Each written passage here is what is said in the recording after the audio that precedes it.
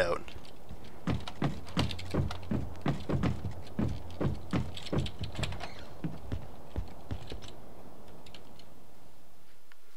Alright, end of chapter.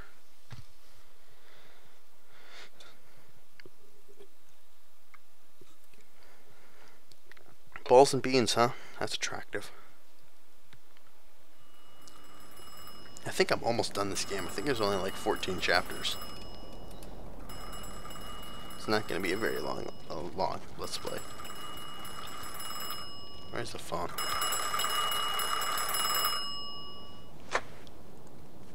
Hello?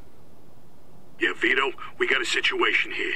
Grab a gun and meet me at the bar. And make sure you're driving a decent set of wheels. All right. I'll be right there. Okay. Here goes my Sunday. Yeah, no kidding. Oh, I gotta change into some ridiculous tux. Like this weird gray, green looking thing. This is the police. Open up. Hi. Hey, fellas. What's going on? We just want to ask Hey, buddy, you you're some interfering questions. with an official investigation. Take a hike. If you don't open the door, we're going to open it up for you.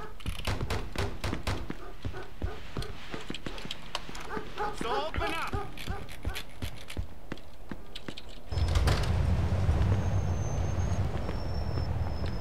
Okay, well, let's go to the garage and take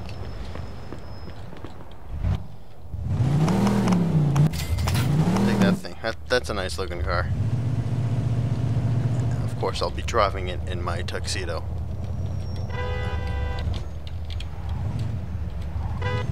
Out of the way. Out of the way.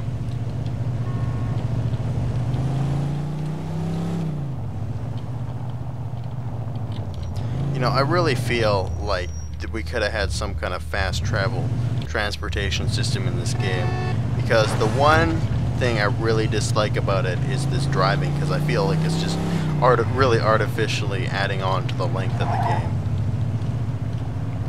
By just, you know, making you drive all over the place. It feels like you spend as much time driving as you do doing actual missions. It's kind of ridiculous.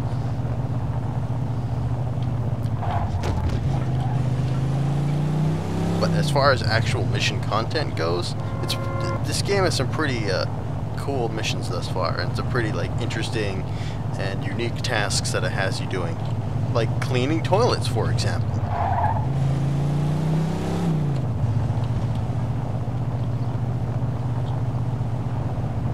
Or handing out blue cartons of cigarettes, or white cartons of cigarettes, and even red cartons of cigarettes. That's another activity I don't understand. What people get into is just smoking anything. We just always it seems so nasty.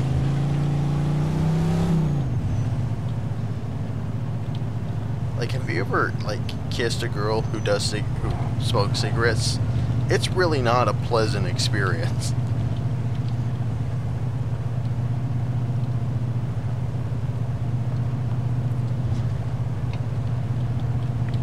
Anyway, we are here. Wonder what ridiculous scenario we have to do. Vito, I need you to dump some toxic waste into the river. Morning, Eddie.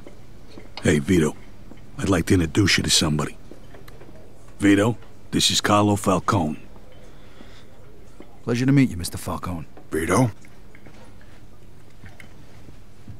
So, Vito, how do you feel about Alberto Clemente and Luco Guarino? Well, honestly, Mr. Falcone, the way I see it, those assholes tried to steal $5,000 from me and then left me to rot in jail.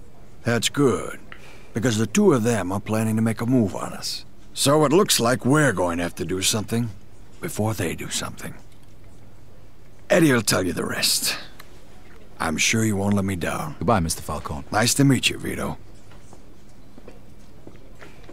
So what the hell's going on? A car with 3 of our guys in it disappeared last night, and word around town is that Luca might have had something to do with it. Who's missing? Harvey Beans and the 2 guys who were supposed to be protecting him, Tony Balls and Frankie the Mick. Yeah. Beans is Carlo's accountant. If he talks, we're all fucked. What do you need me to do? I need you to wait for him in front of Freddy's and follow him to find out if he's involved. And then? If you find out that he had anything to do with this, you whack the bastard. And if any of our guys is still alive, try and rescue him. Hopefully you can find him before they spill the beans about our operation. Where do you think he'll go? I got no idea. So go prepared. Make sure you've got a fast car and some firepower. All right, no problem. Okay, stop by here when you're done. And Vito, don't tell nobody about this. Got it. One of the classic staples of mobsters see you again is soon, awful huh? grammar.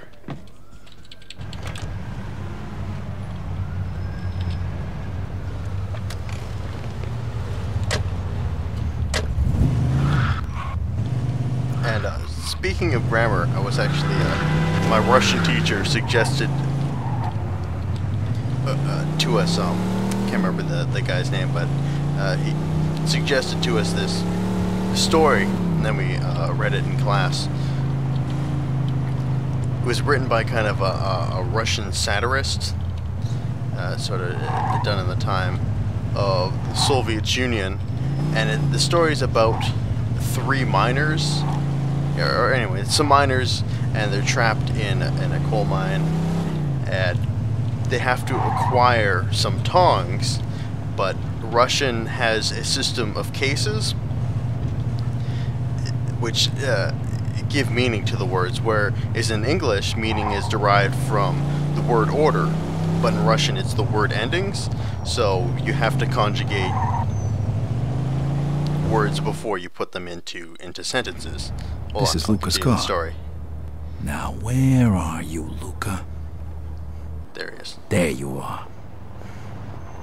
Okay, here we go. I shouldn't get too close. I gotta make sure Luca doesn't see me. So anyway, in Russian you've got to conjugate nouns and adjectives and figure out what cases they're supposed to go into before you say the word. And there's a genitive, there's a case called the genitive case, which kind of governs quantity, and it also kind of governs possession and some other things. And putting nouns into the genitive plural is one of the hardest tasks that you can embark on linguistically in any language. It's just completely overly complicated. And I remember when I was first learning it, first I had dreams where the genitive plural endings were attacking me in my dreams, and I had to run for cover under their siege. And then I asked Vadim, I'm like, okay dude, this stuff is really complicated. Can you give me any suggestions on how to work around this genitive plural? And he's like, you'll figure it out, you know, it's not that hard. I'm like, yeah. Lose it. Oh shit, hold on. I should speed up a little bit. Oh, there we go. Whoa. Riverside. Yeah, like, yeah, that's easier for you to say. Vadim, you happen to be a native Russian speaker and not me. But anyway, in this story, they need to acquire a set of tongs, and for them to acquire those tongs, they gotta write it on a piece, on a form, and then send that form to the government so they can get these tongs, and none of them know the genitive plural for the word tongs. And they have this big argument, and eventually they decide on what they're going to put on the form, and they send it to the government, and the government sends the forms back, and they're like, that's not a real word. You're not getting what you need. And I thought it was funny, and I'm pretty sure most people have no idea what I'm talking about. But anyway, you got a little bit of a linguistics lesson there. So. The slaughterhouse, of course. Looks like Eddie was right. Okay, I gotta get in there without being seen. No. Can you help me, bum? It's all connected, I know. I saw. I told. Okay.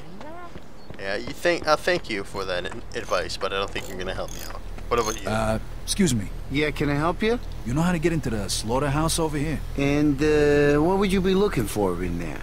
Yeah, my dog ran in there. I'm trying to find him. Your dog, huh? Yeah. You know how to get inside or what? First of all, let me tell you something. You are a terrible liar. And second of all, unless your dog has keys to that building, the only way he could have got in is through the sewer. Sewer, huh? Alright, thanks. Great, now I gotta go fishing around in the sewer. I gotta do the sewer level, which, as we all know, is the worst level in any video game. They don't know that I know that they know that I know. Whoa! Looks like I can pry this off.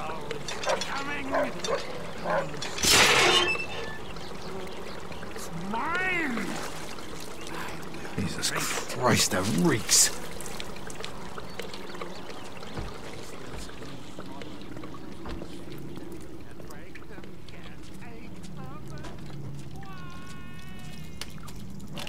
I wonder how many mutants I get to meet in here.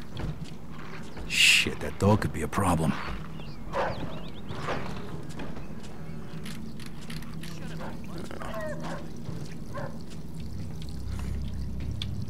Some of these, the choices they decide to add to this game are just weird. Oh, crap. Fuck. Oh, no, my tuxedo. Why today? Just stop by to pick up some steaks. I'm gonna kill somebody. Why today, of all days, did I decide to wear my expensive tuxedo? The day I just happened to be fishing around in the sewer.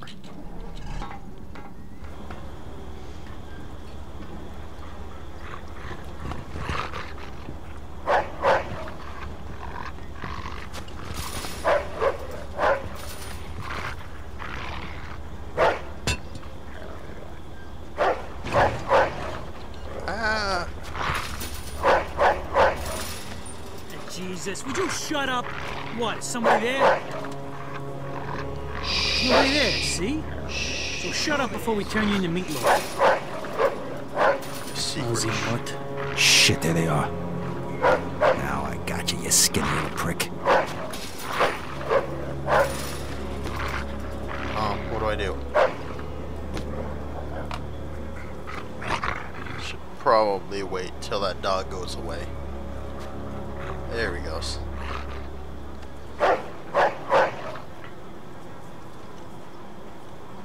Okay, time to move.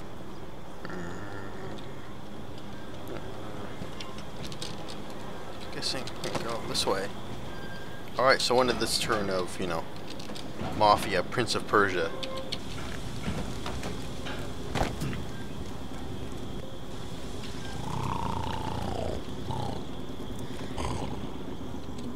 Okay.